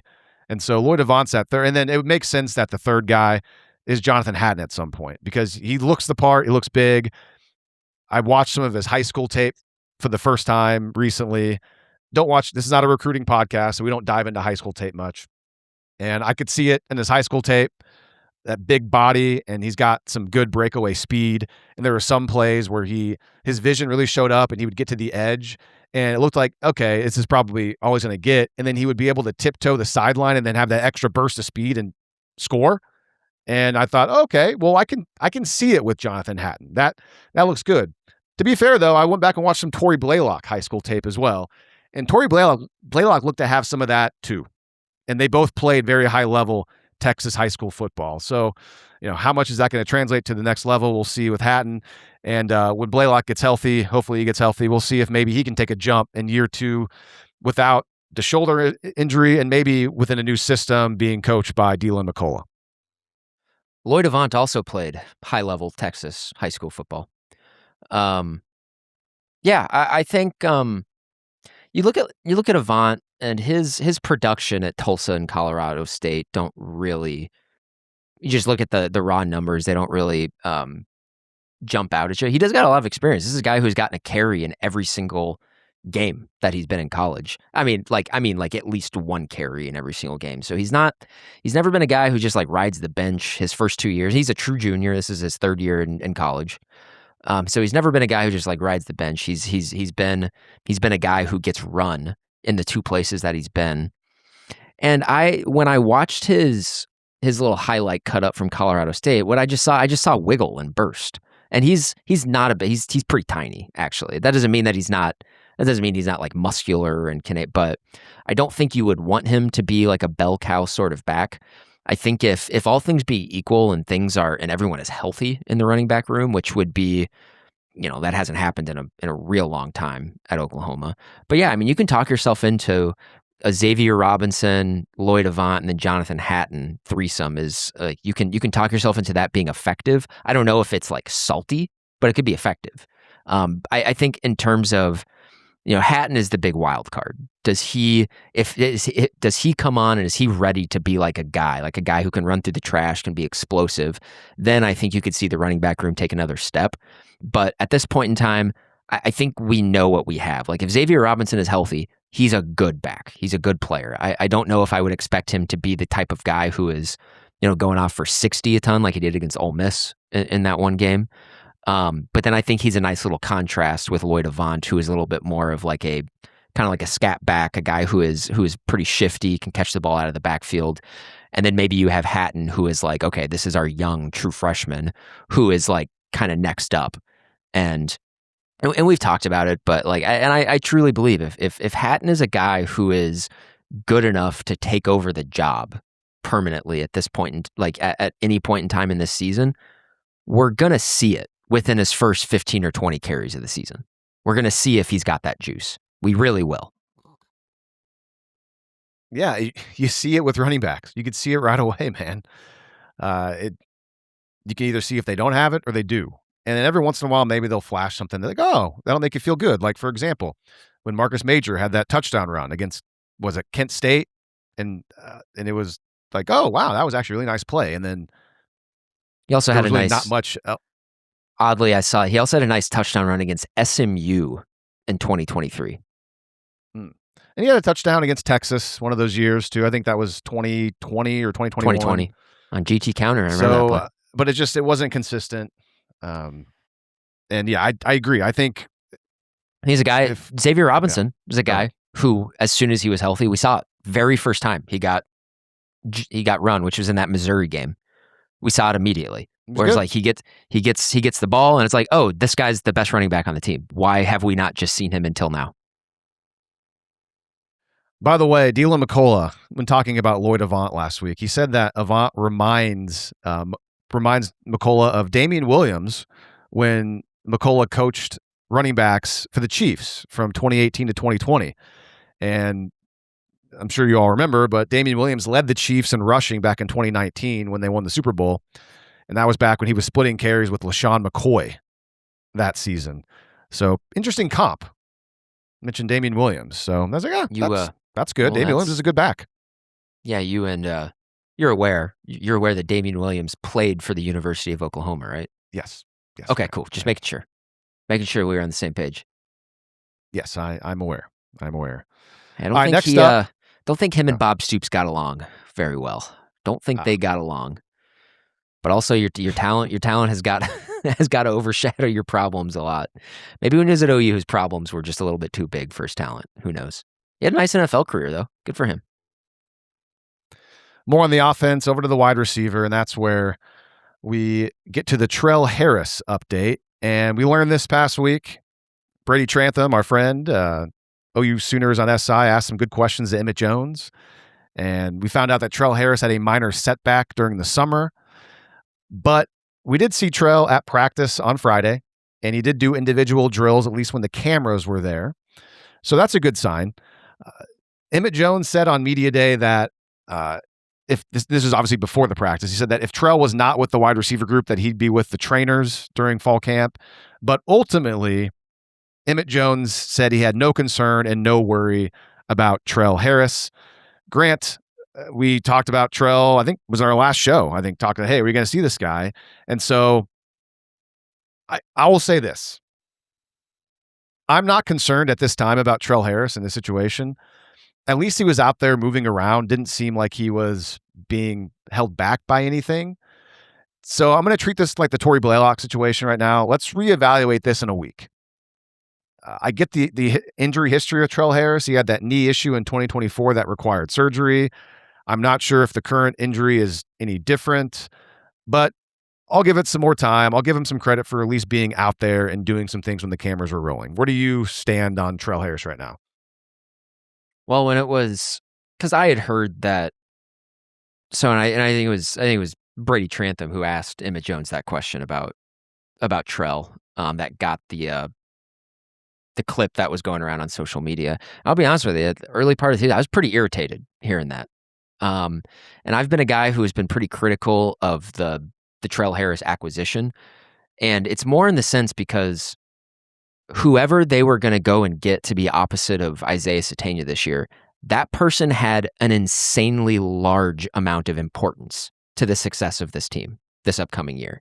And in my mind, I'm like, gosh, they're going to a guy who, from Virginia, who was previously at Kent State to kind of fill that void, a guy who they need him to be a dude this year. And I was just like, gosh, I don't know. And then so I had also heard before Emmett Jones said anything that he had gotten kind of banged up this summer too. And so Emmett Jones saying that he had a setback was just, in my mind, from what I had heard, was like that was just confirming that. And I was like, oh, great. So they went and got a guy who had injury history and previously, has only had one productive season in college. And what do you know? He didn't play at all in the spring, and now he's hurt again. But I was very pleasantly surprised to see that he was participating at practice. You're right. We don't know if he was a full participant because after the media left, they could have gone to the team portion and maybe he was with the trainers. But it's got to be a good thing that he was at least out there. It's like he didn't noticeably, like he wasn't, in all of the videos I saw of him, he's not going full speed. But I'm not sure anybody was really going full speed. So yeah. It's hard to gauge it there. So I think based off what we know so far, I think it's fair to be a little bit more enthusiastic about the Trell Harris thing over Tory Blaylock, because Harris is actually out there. It doesn't seem like Blaylock was even in shells out there. So what that tells you, I guess we'll find out. But that's why they just, Trell Harris is very, very important to this team this upcoming season. And he's got to be healthy. They need a guy. And Deion Burks did not fill that role very well. They need a guy who is explosive and a guy who defenses are scared of. And that's why it's just so important. He's got to be healthy. He's got to be 100% because they need way more dynamism from their number 2 receiver. They do. And you hear Jim Nagy talk about the wide receiver group. He brings up Trell Harris quite a bit. Obviously, he went out there and got him. He's really important. And so you're right. I mean, he's only had really one uber productive year at Virginia. And you've pointed out in the past that a lot of his production last year came against Duke, in one game. I believe it was against Duke. One of those. Stanford. Stanford. Thank you. And it was all in the first half of that game too. He had 160 yards and 3 tutties all in the first half. And you know what? they're all sick highlights. Like, he looks really good. But then you see, the game log and the production throughout the course of the year. It's like, where was this guy against everybody else? Because like his individual highlights look pretty disgusting. But and the ACC is a bad conference, by far the worst of the power conferences. And Virginia had like the easiest schedule in the ACC. So earlier I mentioned when I was talking about Courtland Guillory, and we were talking about the best things we've seen. When Guillory had that PBU, it was going against Manny Choice. And apparently I learned this past week, that Manny Choice and Courtland Guillory have been going at it one-on-one for much of the offseason. And that's what Emmett Jones said. So on the tall guy. Work against the tall dude. Like that a lot. And John Mateer, also during one of his availabilities this week, said that he thinks Manny Choice has grown a lot from his freshman year to his sophomore year. Mateer said that he thinks Choice is a major physical presence out there, and just his mentality within the offense has grown. And then I made the mistake of clicking on a Josh Pate video yesterday, where he claimed to have some fall camp intel on Oklahoma. Yeah, I watched that too. I'm right in the same boat as you. I felt dirty doing it. I don't hate Pate as much as you do, but I don't hate Pate. I just nice. It's just rhymes. I love a good rhyme. I don't hate Pate. I think he does a nice job. It's just sometimes anyways, doesn't matter. He's doing a nice job. But one of his points was that his like fall camp intel. That's the thing, is like, he's like, I got these not secrets, but like, here's what I've been hearing, some buzz. And one of his points was that Manny Choice may be a guy that we look up halfway through the year, and maybe his stat line's way better than anybody thought. So it would appear that someone with some knowledge of this situation, you'd assume, is feeding Manny Choice nuggets to Josh Pate. But still, like, when you look at the wide receiver room, you got Satania, Trell Harris, Parker Livingston, Jermichael Carter, Jacob Jordan, Mackenzie Aline, Elijah Thomas obviously is in there, and then Manny Choice. And that's not even to mention the freshmen, Jashir Rogers or Jaden Petit. It'll be interesting to see if we hear more buzz about Manny Choice, because I have heard a little bit here in the first week of fall camp. He's a player I remember watching last year, either spring ball or fall camp, being pretty impressed with some of his clips, going up and high pointing the ball. He looked kind of smooth and natural, but then didn't do anything last year, similar to Elijah Thomas. At least Elijah Thomas was on the field for special teams. I mean, Manny Choice doesn't really do much at all. And so it's somewhat interesting to all of a sudden start hearing this buzz about Manny Choice. So your thoughts on this new Manny Choice buzz? Kind of just seems like he's of the guys who were organically recruited from high school still on the roster. It seems like he's the guy who has emerged, which, that's not necessarily, that's, to me, like, I'm not upset about that. The guy's huge. Like, he actually, I'm talking on those videos, I'm saying he looks really tall. He looks like Jaden Gibson out there. Like, it's pretty much the exact same body type. And so, I mean, if Manny Choice can be like a guy, that's awesome. And he's another dude. You look at his high school stuff, and like, his high school highlights are nice. They look good. He looks like a guy who uses his size as the receiver, which is so. It'd be great if he emerges, but it's not lost on me that of those two receivers that were in last year's recruiting class, it looks like it's Manny Choice who the one is separating from, the other guy. And so I got to ask you, Lee, what was your favorite Elijah Thomas moment as an Oklahoma Sooner? Because write him off just like that, huh? He's not going to be a thing. Yeah, which sucks. But I don't know if he's going to be a thing at all. There just is not. There's not any talk. No talk about him whatsoever. He looks good. Like, he looks good. Like, I mean, talking like his body and everything. Hot kid, but so we'll see. And then with the receivers too, and like this doesn't have to mean anything, but on one of our little you were cutting up, because we do like these little shorts and you put them on social media and everything, and we had one where I was talking about Jashir Rogers being a thing this year, and what do you know, University of Oklahoma wide receiver coach Emmett Jones liked that video. What do you like? Does that mean something? That mean we're kind of onto something? Because he looks really good. Like, he looks smooth. Like, he looks like he may be ready to play. Yeah. Let's test it out. Have a hot take about how Elijah Thomas is going to be a thing this year. we'll post it, and then we'll see if Emmett Jones likes that as well. Elijah Thomas looks like Malik Neighbors out there, Lee. Oh, is that? That's what it was, right? That was the guy he compared him to. Was it Elijah last summer. Thomas? Wasn't it? Yeah. I remember Malik Neighbors being used, but It was Elijah Thomas. Yeah. Okay. I mean, they that like wasn't great. body type. Yeah, they do look pretty similar.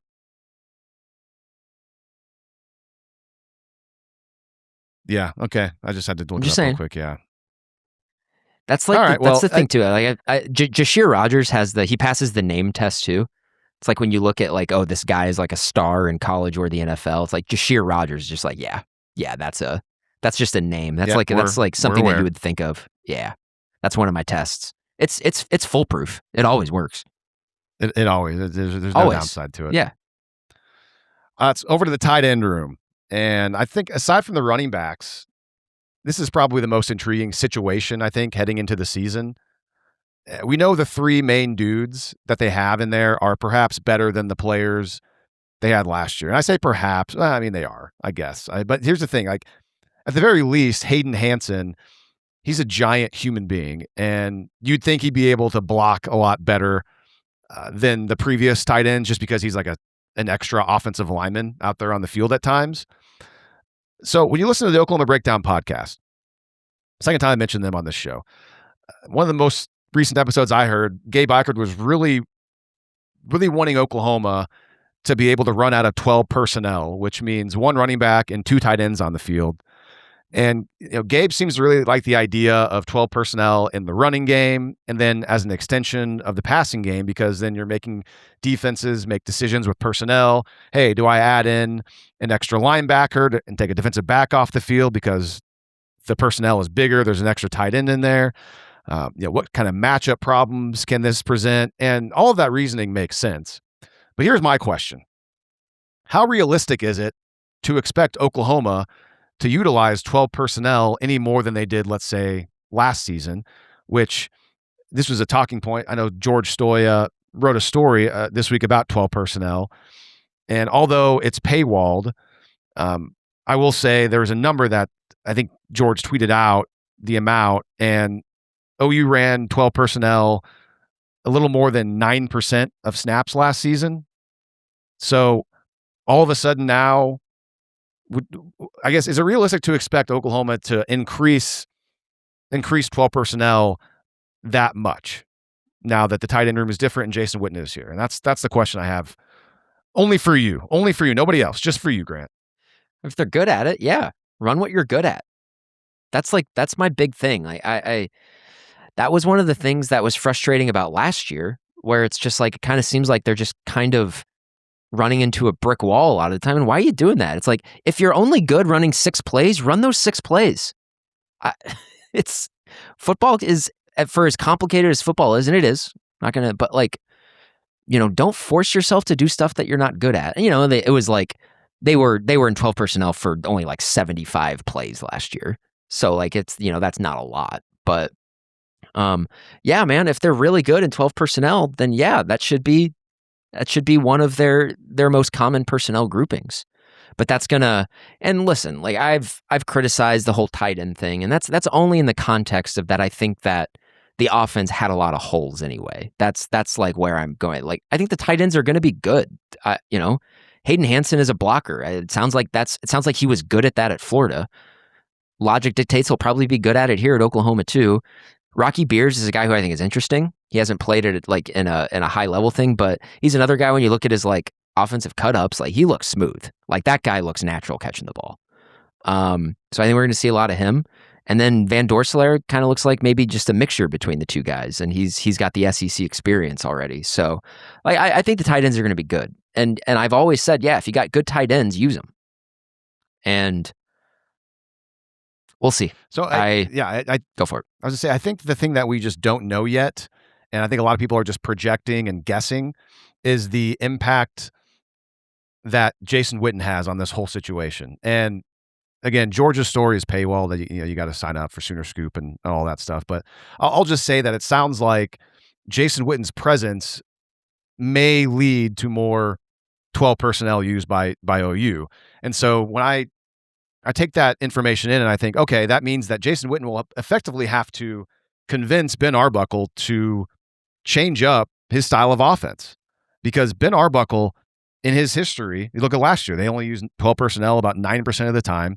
I went back and, I mean, it would take forever to do every single game from Washington State in 2024.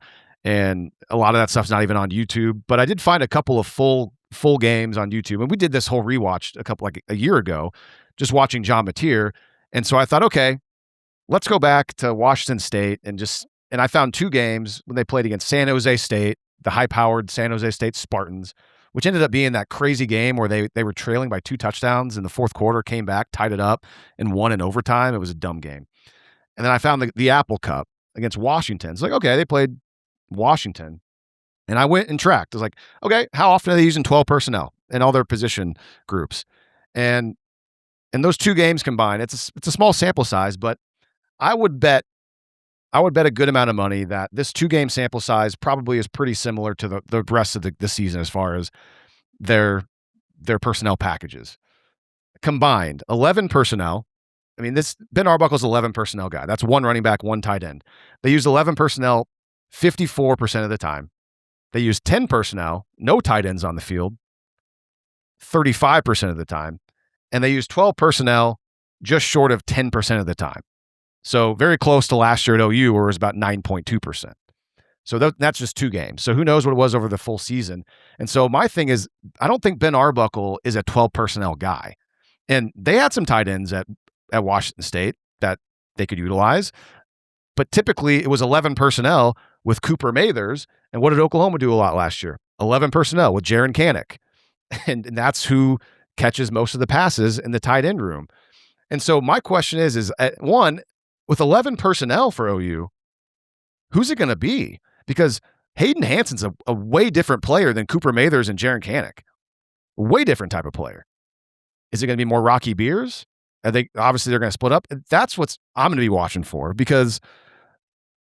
or does Jason Witten have so much of an influence on this and he builds up this room and he convinces Ben Arbuckle, like, hey man, like, I know that you're more 11 and 10 personnel. I think I can help you. We should do a lot more 12. And I will say a good portion of the 12 personnel plays in those 2 games from Washington State, not surprisingly, 7 of the 16 snaps were all in the red zone. So I was going to say, I bet if we see a lot of 12 personnel this year, I bet it's exclusively in the red zone where they're already good. I mean, that was one of the weird quirks of last season, is that they were like in the bottom quarter of college football in reaching the red zone. But when they got there, they were one of the best teams in the country in converting points into, and I think a lot of that is because the defense has to respect Mateer's ability to run the ball. And it's that makes it even more deadly if you got 2 tight ends that you feel like you can trust out there. Especially a guy who can maybe go out and catch a pass. I'm gonna have to see it with Hayden Hansen. Rocky Beers, I think, is gonna give him something in the pass game this year. Van Dorselaer, we'll see. So the last thing on this as well, and I bring this up, I think this is interesting because offensive coordinators have a system. They have a style. And the best ones will tweak and they'll adjust. Ben Arbuckle is still pretty darn young. And this will be his, I think, 4th season as a full-time OC, because he had 2 at Washington State and then last year. And then before that, I think he was a co-OC at Western Kentucky for a year. I don't think he was a full-time OC. And so, maybe he's so young and he's willing to change things around and adapt. I mean, that'd be great if so. But I think a big question of, yes, I think the tight end room will be better. It's just how much impact will that have? I think the offensive line hopefully will be a lot better. But here's the question that it may be a thing. Ben Arbuckle's system may not be good at running the ball. And I look back at 2023, 2024, and last year, his first year as a full-time OC at Washington State, Wazoo was one of the worst rushing teams in all of college football. They finished almost dead last in college football.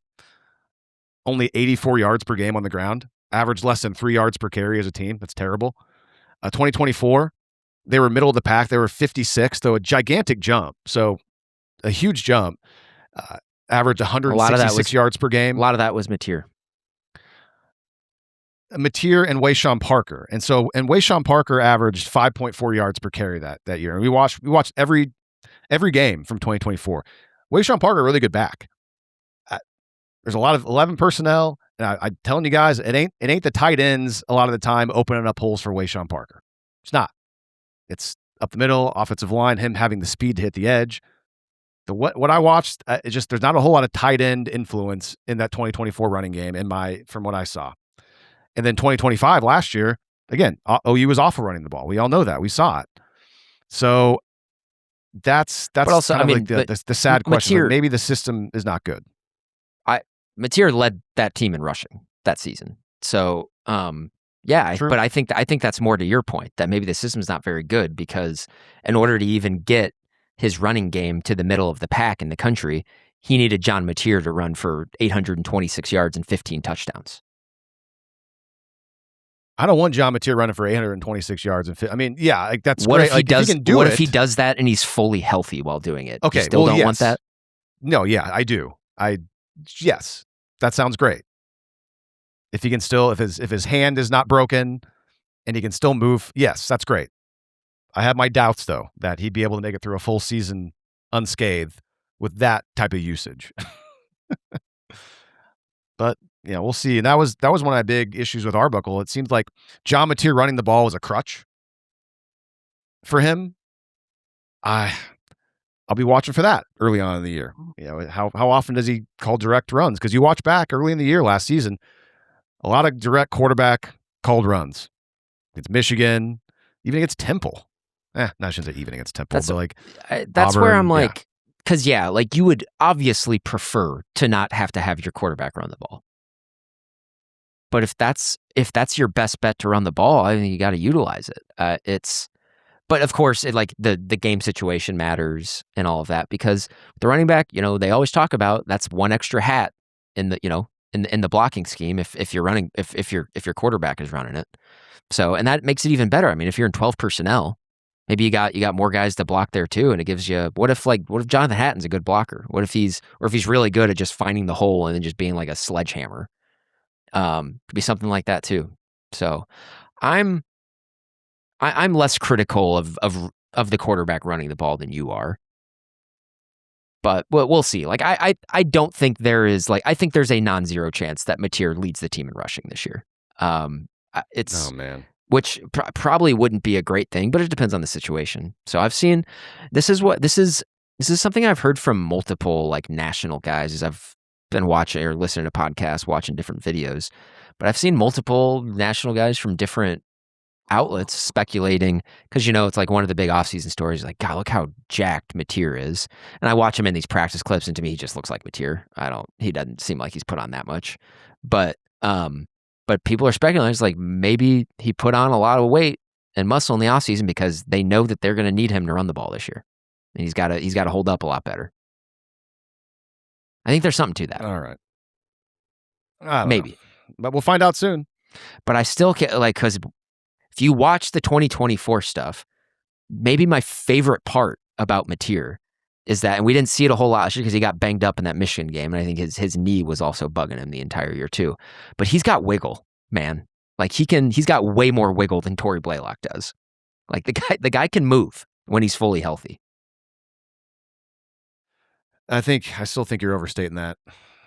I think the level of competition made it look a little bit better than it was, in my opinion. Go watch some of that Michigan game where he was fully healthy running. He made dudes miss. Go watch, and he had a month off between the LSU and Alabama game, got healthy, and he made some dudes miss in that Alabama game too. His first touchdown run is just a great run. It's something that I don't think any of the running backs on the roster. Yeah. Is an awesome run. It was a great run. Yeah. The way he sets people up and then he cuts to the outside. He made Bray Hubbard look silly on that, just with his cuts. There's weirdly also I don't think they got a running back who can make guys miss like that. Yeah. Anything on the offensive line, or you're talking about Mateer right there. Anything else on the offense? I didn't come across anything else really that stood out to me. Offensive line, I'm confident in the O-line. You mentioned Deacon Schmitt earlier. I think the offensive line is going to be good. think depth is a question, but I think we're in an era of college football where that's a major question for literally everybody. So, we'll see there. I expect, from everything I've heard, I expect Fasusi to take a huge jump and just be one of the best offensive linemen in college football this year. I think that is a reasonable expectation for him. I do too. And then outside of that, they got some experience. I still think, the Amarian Harris pickup, I think, was really shrewd. It was just a good pickup. That's just a good, solid acquisition that they made. And so I'm pretty confident. Well, I'm confident that the offensive line is going to be good in pass pro this year. We'll see. We'll see in the run game. I think they need to make some scheme tweaks in the run game. They need to be firing off the ball more, which is difficult in an RPO system, but it's hard to comment on that until we see what their offense looks like against UTEP. Everything else, I'm not sure. I was over the last, because we hadn't recorded in like a week and a half or so, because we had to record the last one early before other stuff came out. But I've been trying to like hone in on what like my or give a better argument for why I was disappointed in how they went about the transfer portal in the offseason. And I think I finally found like a good succinct way to put it. My feeling is that they could have, in terms relative to Oklahoma, like a generationally good defense this year. And in my mind, that screams, okay, you need to be all in. And so I understand that Oklahoma does not have as much money as Texas or Ohio State or Indiana, for that matter. But I've been led to believe that they're not poor, and that if they really, really want a guy, they got the money to go and get him. And so in my mind, I'm like, you may have a generationally good defense. Why are they not all in this offseason? They should have been spending way more money on the offensive side of the ball. And I think that's kind of where my frustration is, where it's like, if you got the chance to have the best defense in college football and it could just be your offense that prevents you from being a legitimate national title contender, go out, just go spend that money, man. And I know that they want to build more of like a sustainable program, but it's hard in this era. And so I wish they would have gone out and got, and I wish they had 2 or 3 more weapons on the offensive side of the ball, because I'm concerned that they don't show enough awareness of where their holes are on offense. They seem to think that it was the biggest hole was tight end. We'll see. Okay, so some rapid fire stuff to end the show, I suppose. OU comes in at number 9 in the preseason coaches poll. Everyone's kind of give their thoughts on that. And unfortunately, I have no thoughts because the coaches poll doesn't matter. I suppose the coaches poll should really enjoy the short amount of time where they're relevant, where it's relevant until the AP poll comes out. And then the AP poll is somewhat relevant until the college football playoff rankings start coming out. So OU being at 9, I'll be honest, I didn't even really look much into it. But do you have any thoughts on the AP poll? Or I'm sorry, the coaches poll? Coaches poll doesn't matter. What's the cliche? It's just like a bunch of SIDs filling it out anyway. So the coaches aren't filling it out. Or just like interns that are filling it out. So I don't know when the AP poll comes out. That one's a little bit more meaty, a little bit more newsy.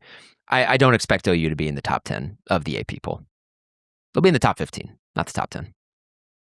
Okay. I know that since we recorded that 5-year eligibility ruling by the judge, that's been a topic around college football. It's, to me, if it impacts OU in some way, then let's talk about it. But so far it hasn't. So I don't really have any other thoughts on it. Do you have anything? It's fun to talk about, some of the guys who can come back now. It's like it's almost like perfect podcast material, but it's also been like a week since that happened and we hadn't recorded or anything. And I don't expect anything to happen. I mean, there's other, like Texas is getting an offensive lineman back. Cole Hudson is back. Indiana's Georgia been adding guys. Yeah, the guy who hurt himself in the Big Ten championship game, who was like their best defensive lineman a year ago, is back. Although I think he's probably not 100% healthy at this point in time. But and then Georgia got a starting defensive back.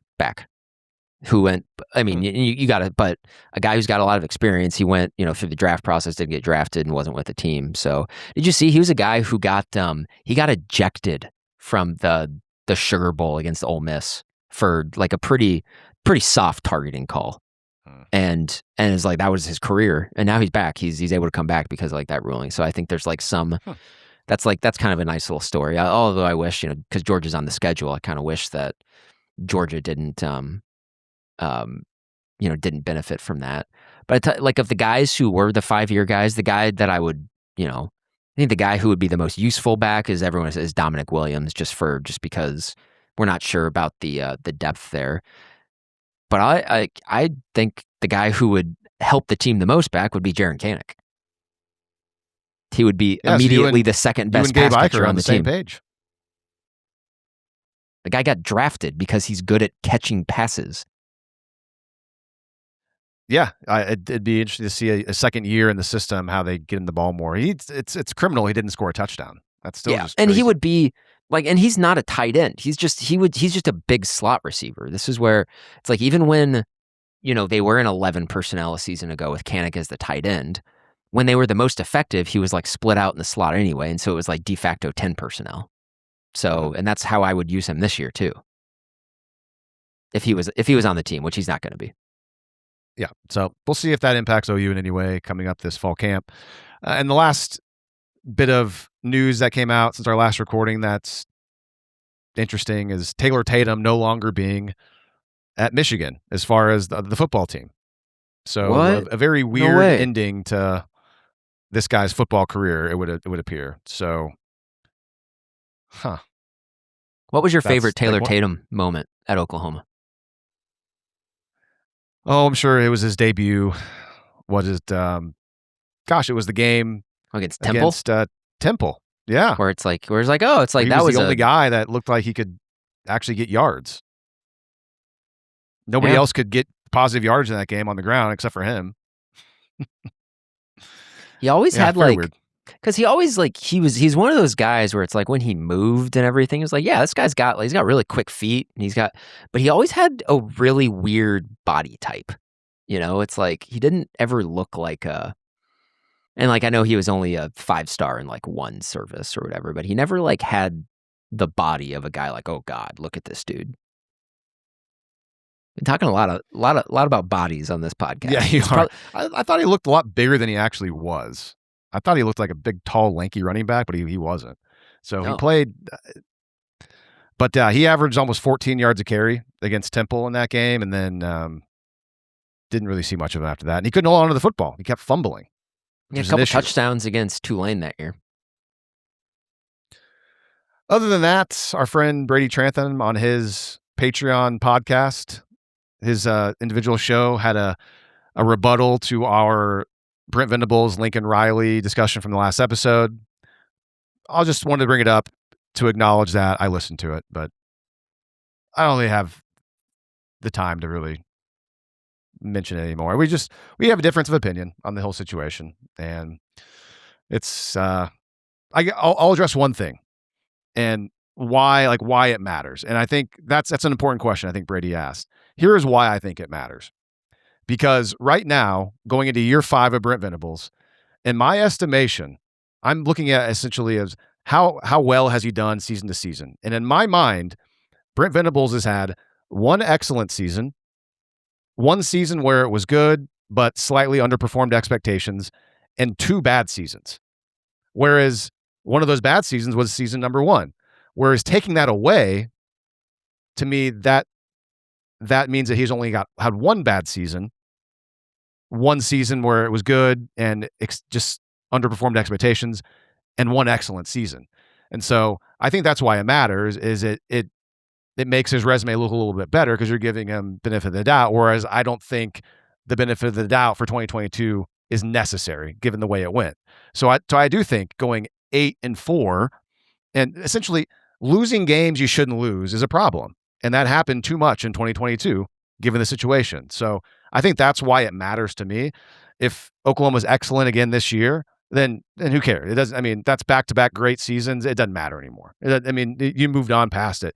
But if Oklahoma struggles again, let's say the 6-7 thing, the pattern continues, God forbid, then, I mean, again, like that's to me, that's why it matters. It's on the resume, and I don't think that season should just be like, give you a mulligan for that year. I just don't think it should be. Yeah, I'm there too. I think everybody should go subscribe to Through the Keyhole and go listen to that, because I think it's a good contrast for what we were talking about. But yeah, there's something about it that, because to me, this whole Lincoln Riley gutted the program and Venables didn't have much to work with, I think is just a soothing story that you tell yourself to like say that, like, oh, that really bad 6-6 season, which for a certain, generation of OU fan was, in sports terms, was kind of a traumatizing season. It's a really soothing story to tell yourself, oh, it was always going to be like this, and there was nothing that could have been done. And why I think it's important now, and also at the same time why it's maybe not really that important now, is because we are now in year 5. And even if you accept the premise of everything was gutted and they didn't have much to work with, we're still in year 5, and it's what, are you going to still give him that much rope? Where it's like, I mean, this is his program. There's no more Lincoln Riley guys here anymore. This is everything. And so the reason why to me it matters is because it's just another data point in his career so far. And I genuinely believe that. And sure, if you don't want to, they weren't going to beat Texas or TCU that year. Those two teams were a lot better than OU that year. And I know Kansas State won the Big 12. Kansas State was not that much better than OU that year. They really, really weren't. I mean, OU had them beat early in the year, and OU kind of blew that game. And that's the thing is, it also matters in the sense that the offense for Oklahoma, since Brent Venables has been the head coach, it's only been very good with Lincoln Riley players and Jeff Lebby and his player coming over. When that has not been involved, the offense has not been good. So Brent Venables needs to prove that he can figure out offense. And he's made a lot of changes and addressed a lot of issues this past offseason. The tight end, the running backs, the two biggest ones. So he's trying to, and I will acknowledge, but we don't know if it's going to work. And so that's why 2026 is so big. I mean, he made the move with Arbuckle before last year. So like all that, he's been doing things to try to address it, which is good.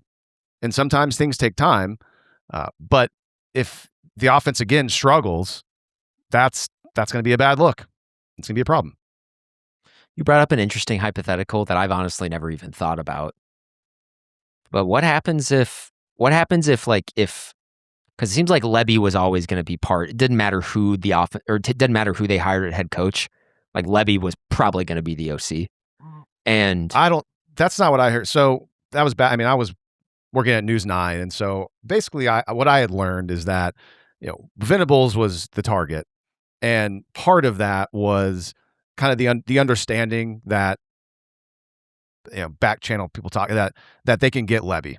I mean, they'll get Lebby for. I mean, he used to, he's a OU guy, played there. So, Lebby was always going to be attached to Venables, from what I learned. Now, if it wasn't Venables, I don't know what would have happened there. But that's the information that I got back at the time, is that Venables was aware that if you took the job, that they're gonna get Jeff Lebby for you, and there you go. Your offense is figured out. But what if they didn't have Lebby and Gabriel that first year? I mean, Venables may not be here anymore. They would have been worse. So I think it's just kind of an interesting thing. And I know, I would never want to say that losing Caleb Williams wasn't a big deal. The guy won the Heisman Trophy the next year. Even if, as I said in 2021, before Riley left, I pleaded on this podcast to, I don't know, just probably shouting into the void, but saying, you cannot ruin this. You are going to have the best player in college football for the next 2 seasons. You have got to understand your problems and get better. So I knew that Caleb Williams was special. I understand that. OU's offense was really good in 2022. That was a top 10 offense in college football. The offense was not the problem. And yes, I understand that Caleb Williams being there probably would have been a huge difference, especially in those high leverage close games. But man, when we got top 10 offense in college football, you're moving the ball on a lot of people. And so it's not like the offense fell off a cliff even after Caleb Williams left. And I think that's a great point, because given the situation, you got a guy like Lincoln Riley leaving and quarterback goes with him. Okay. Do you think the offense is going to be difficult to figure out, right? Like, hey, but the offense wasn't. The offense ended up actually being really good. And on top of that, your head coach is the best defensive coordinator in college football. And you would think, okay, well, that's at the very least the defense for Oklahoma, which has been bad. That's got to take a jump. Like that'll just be better by default, right? Because now you got a guy that actually understands defense. He's the best in the game. And so when the defense was actually worse than it was in 2021, to me, that is a problem. Because when an offensive guy comes in and takes over head coach, I would be very surprised if good offensive coordinator that get tired of head coach, they come in and the offense is worse than it was the year before. If it was a bad offense, it always gets better. It always improves. That's easier to explain. When Venables took over at Clemson, the defense got immediately better in year one. After it was not good the year before. But they weren't like great in year one. They weren't great, but they were in the 60s and 70s. I mean, OU was in the hundreds, 110s, 120s. Yeah, and they were in 2022. And the efficiency metrics like SP Plus, they were 70th that year, which is bad. It was really bad. That means you go up against a good offense, you ain't stopping them. But I do think there are differences there, and we've seen like Venables has built the defense. The defense has gotten better every single year. Absolutely. So I do think that there's something there about building defensive culture and everything. And this is where this is where I think criticizing him for not bringing in Clemson players was, I think this is still correct. Even though I guess we don't actually know, would he be able to get Clemson players? That was always the assumption that he would be able to. But I think there was also an argument against that was always, that's maybe cutting corners and you don't have to. And like, I disagree with that. Bring in guys who know the system and they already are part of that culture and they can lay the foundation of it. But I'm willing to give a pass for that just because he has shown a great aptitude of improving the defense. It's gotten a lot better. Like he took it from one of the worst units in the entire Big 12 in his first year, and then by his fourth year, the best in the SEC and in a top 5 unit in the country. That is a big time. And I wanted to bring up, because I brought up David Igwebu on our last show too, and we were talking about that. I was walking around this week and just sort of pondering, and I totally forgot about this because I also brought up Ted Roof at the thing. Ted Roof's son, T.D. Roof, got hurt and was out for the season during fall camp. Yep. He was going to be the other linebacker opposite Stutzman, not Igwebu. And like that, it would have, and I think that would have, and I'm sure T.D. Roof was, I'm sure their defense still would have been overall not good. Yeah. But probably would have been better than Igwebu, who, when he transferred the next year, Houston immediately converted him to a defensive end. Because he was defensive end size anyway, trying to play inside linebacker. Wow. Anyway, T.D. Roof, man, what fate took away from us. Maybe he just would have been the best ever in that defense in 22. We just never got the chance to see it play out. Oh, well, there you go. I suppose we did address it. So go ahead and subscribe to the Brady Trantham show on Patreon. You can hear his point of view on that whole situation. And that's our rebuttal. I'm sure we'll probably we might get a Brady rebuttal at some point, but he's not allowed back on the show anymore. He was awful the last time we had him on, so we're not. No, I'm just kidding. Obviously, we'll have Brady on at some point again, I would imagine. But that is it for the day. That big meat sandwich of OU fall camp beginning football. Grant, any final thoughts? Nib High football rules. All right. Please like West of Everest on Facebook and follow West of Everest on Twitter X and on Instagram. And be sure to follow the show on Spotify and Apple Podcasts. And hey, we've noticed a couple of 5-star ratings coming through on Spotify and also on Apple Podcasts. So thank you for that. Please leave a review on Apple Podcasts where applicable. And of course, please subscribe to the YouTube channel. We're trying to hit 500 subscribers. That's our first big milestone. We will be back next week to talk more OU football fall camp. Until then, for Grant, I am Lee. This is West of Everest.